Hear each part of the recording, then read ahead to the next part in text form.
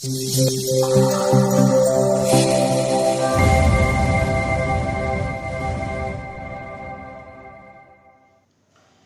Students, welcome back to our YouTube channel Sarvesh study.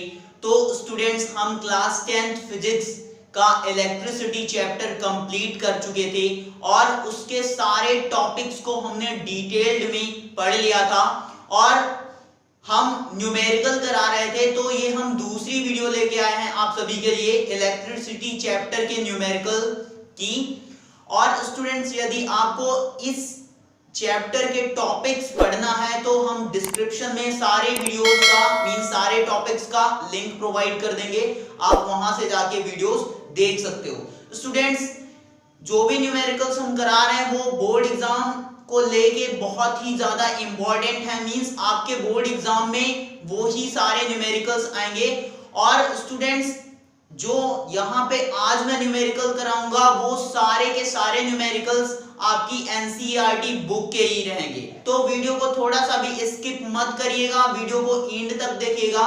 और जो भी चैनल पे नए हो वो चैनल को सब्सक्राइब कर दीजिएगा, बगल में जो भी बेल आइकन है उसको प्रेस कर दीजिएगा ताकि हमारी नेक्स्ट वीडियोस का नोटिफिकेशन आपके पास पहुंचता रहे। ठीक है, तो यहाँ पे क्वेश्चन है, फर्स्ट क्वेश्चन है students, a piece of wire of resistance R is cut into 5 equal parts.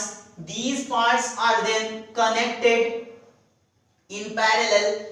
If the equivalent resistance of this combination is R dash, then find the ratio of R by R dash. ठीक है, R और R dash का हमको ratio find up करना है। Students, ये जो question है ये इलेक्ट्रिसिटी चैप्टर का फर्स्ट क्वेश्चन है आपकी एनसीईआरटी बुक का, ऑब्जेक्टिव क्वेश्चन है।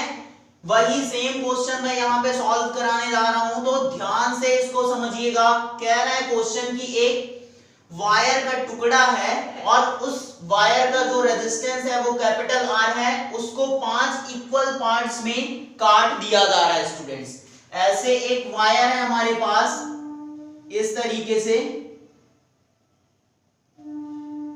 और इस वायर का जो रेजिस्टेंस है वो कैपिटल R है और इसको 5 इक्वल पार्ट्स में ब्रेक कर दिया जा रहा है। 2, 3, 4 एंड 5, 1, 2, 3, 4, 5 इक्वल पार्ट्स में ब्रेक कर दिया जा रहा है। और इस वायर के जो 5 पार्ट्स इक्वली हो रहे हैं उसको पैरेलल कॉम्बिनेशन किया जा रहा है, पैरेलल कॉम्बाइन किया जा रहा है। तो पैरेलल कंबाइन करने पे जो हमारा इक्विवेलेंट या रिजल्टेंट रेजिस्टेंस आएगा दैट इज R डैश दिया है। तो हमसे कह रहा है कि R और R डैश का रेशियो फाइंड अप करो। ठीक है स्टूडेंट्स, जो हमारा रेजिस्टेंस होता है हमने ये बताया था कि वो डिपेंड करता है वायर की लेंथ पे या कंडक्टर की लेंथ पे। तो जो फॉर्मूला आया था R equals to rho into L by A आता है, मतलब कि हमारा जो रेजिस्टेंस होता है कंडक्टर या फिर वायर का वो लेंथ पे भी डिपेंड करता है और उसके क्रॉस सेक्शन एरिया पे भी डिपेंड करता है।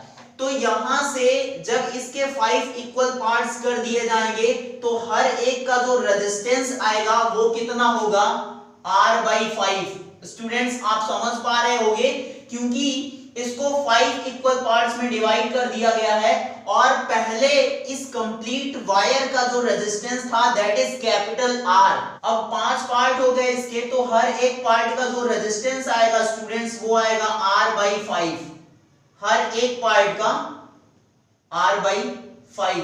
और कह रहा है कि इन पांचों पार्ट्स को हम क्या करें, पैरेलली कंबाइन कर दें। पैरेलल कॉम्बिनेशन करते हैं तो जो हमारा इक्विवेलेंट रेजिस्टेंस आएगा, आप सभी को पता है कि पैरेलल कॉम्बिनेशन में रेजिस्टेंस का फॉर्मूला क्या होता है, 1 upon R equivalent equals to 1 upon R1 plus 1 upon R2 plus 1 upon R3 plus 1 upon R4 plus 1 upon R5। 5 equal parts हो रहे हैं तो हम R5 तक ले रहे हैं।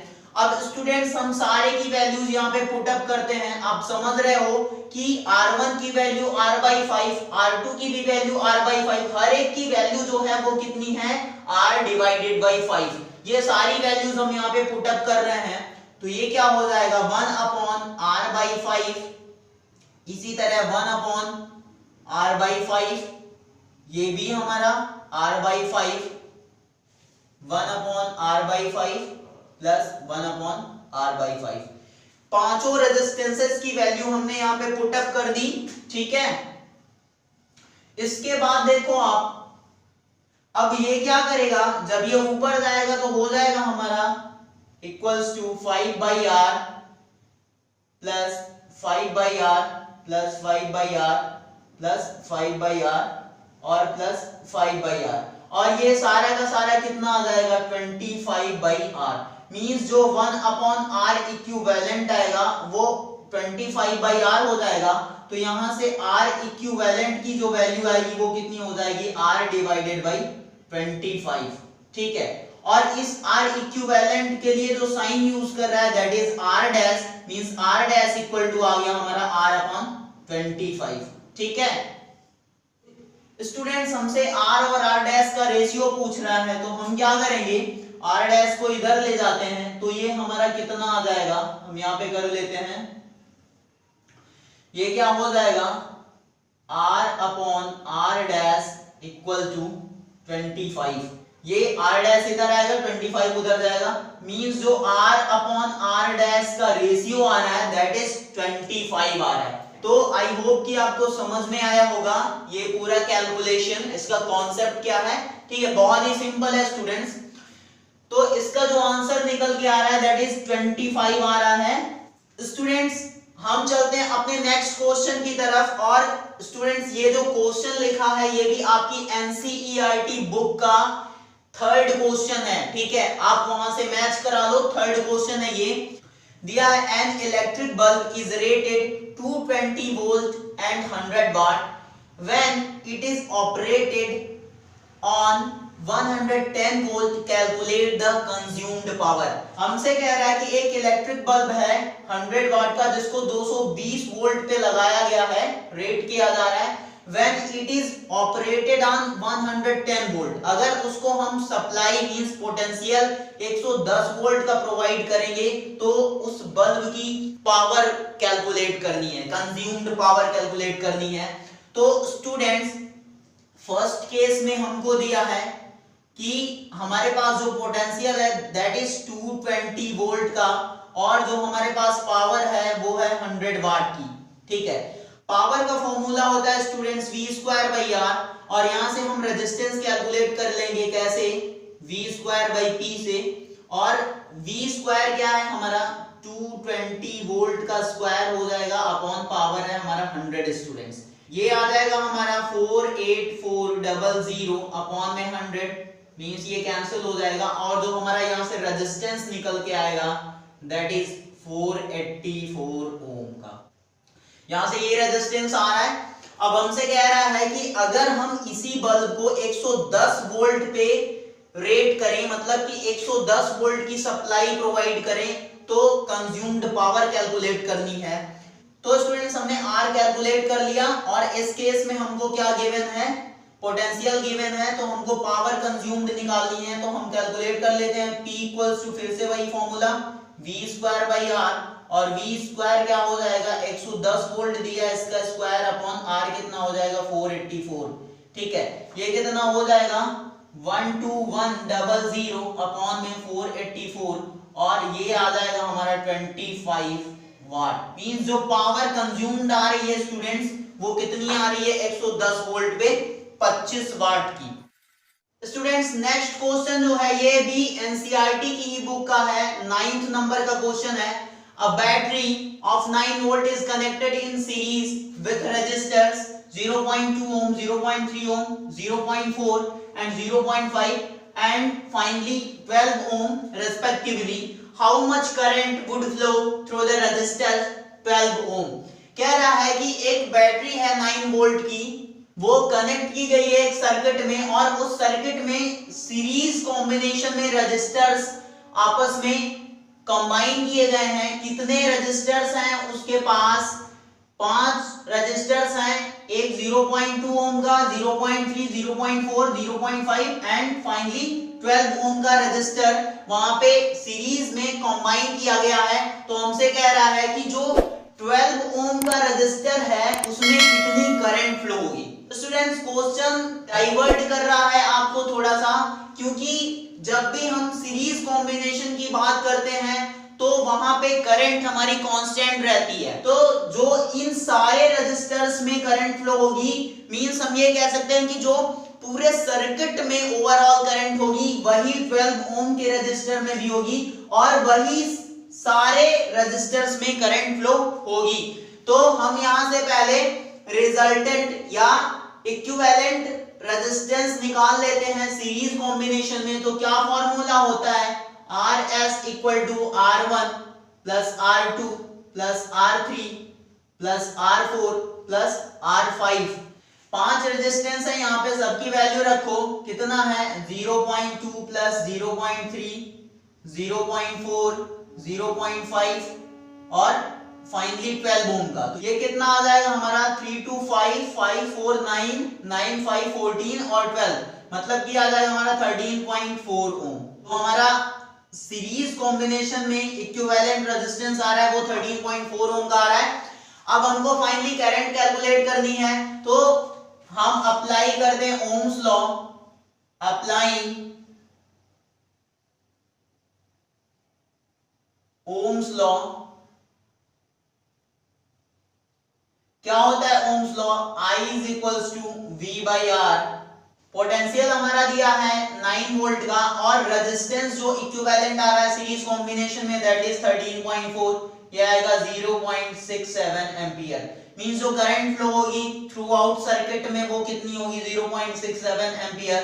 बट स्टूडेंट्स आप कंफ्यूज मत होना, क्योंकि हमसे पूछ रहा है कि 12 ओम का जो रेजिस्टर लगा है उसमें कितनी करंट फ्लो होगी। थ्रू आउट सर्किट में जो ओवरऑल करंट होगी दैट इज 0.67 एम्पियर की होगी। यही कांस्टेंट करंट होगी उसमें, वही सारे रेजिस्टर्स में फ्लो करेगी। नेक्स्ट क्वेश्चन है स्टूडेंट्स, ये भी आपकी एनसीईआरटी की बुक का ही है, 10th नंबर का question. How many 176 ohm resistors in parallel are required to carry 5 ampere on a 220 volt line। कह रहा है कि कोई सर्किट है जिसमें 220 वोल्ट का पोटेंशियल है और 5 एम्पियर की करंट अगर हमको फ्लो करानी है तो 176 ओम के कितने रेजिस्टर्स को पैरेलली कंबाइन करना पड़ेगा। तो हम मान सकते हैं यहाँ पे कि let x number of resistors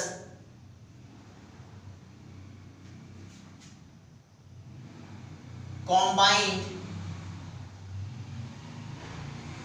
x number of resistors combined है और पैरेलल कॉम्बिनेशन है। तो फॉर्मूला क्या होता है? R इक्विवेलेंट का या RP का 1/R1 प्लस 1/R2, ऐसा कुछ फॉर्मूला होता है।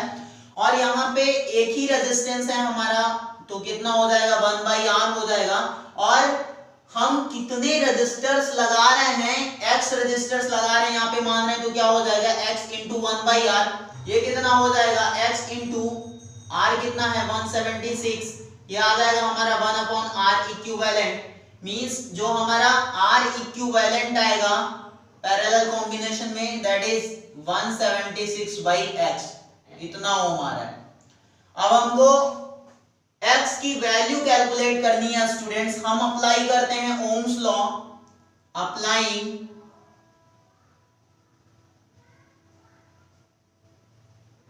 Ohm's law.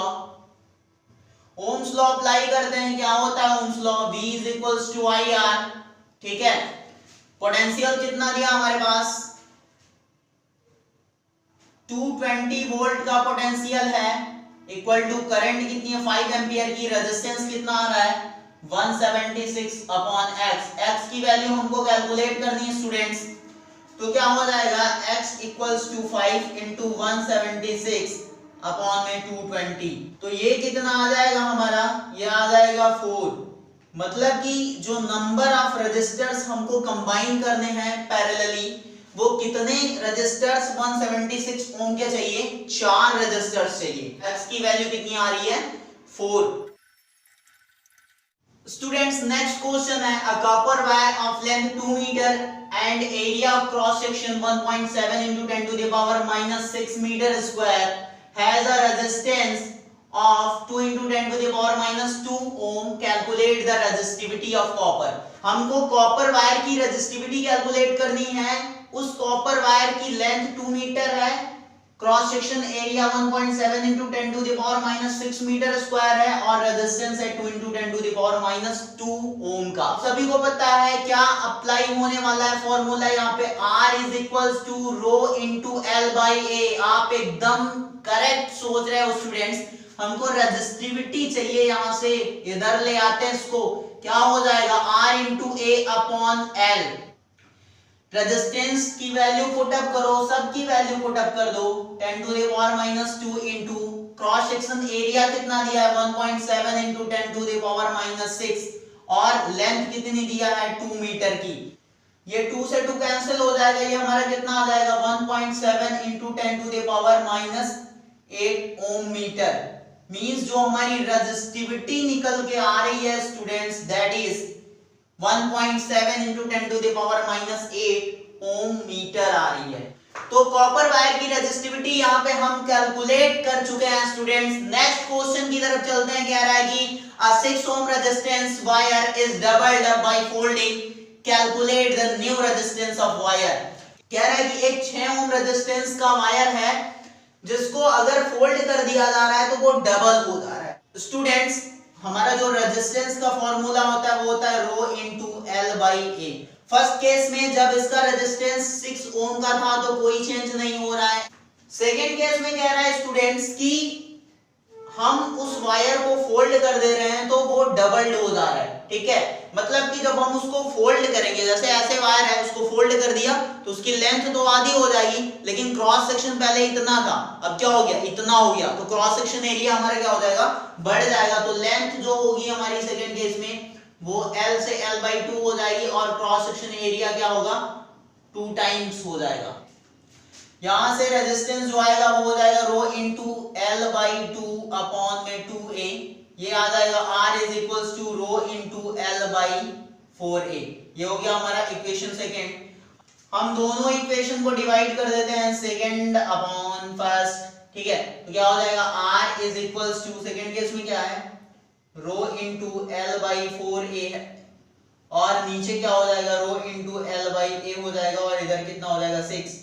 ये सब सब सब सब कैंसिल हो जाएंगे ऐसे ऐसे। ठीक है, ये कितना आ जाएगा? 1/4 और इधर हो जाएगा R/6। यहां से स्टूडेंट्स जो R आएगा दैट इज 6/4 और ये हो जाएगा 3/2 मींस आ जाएगा 3/2 और ये कितना आ जाएगा? R हमारा 1.5 ओम का। तो जो रेजिस्टेंस आ रहा है जब हम उस वायर को फोल्ड कर दे रहे हैं तो लेंथ उसकी आधी हो जाएगी, क्रॉस सेक्शन एरिया उसका डबल हो जाएगा, तो रेजिस्टेंस जो आएगा वो कितना आएगा? 1.5 ओम का। तो स्टूडेंट्स आई होप कि आपको सारे न्यूमेरिकल्स अच्छे से समझ में आए होंगे और यदि कहीं भी डाउट होता है तो आप बिना डरे हुए, बिना हिचकिचाए हुए कमेंट बॉक्स में कमेंट लिख के जाना कि सर ये चीज नहीं समझ में आ रही है।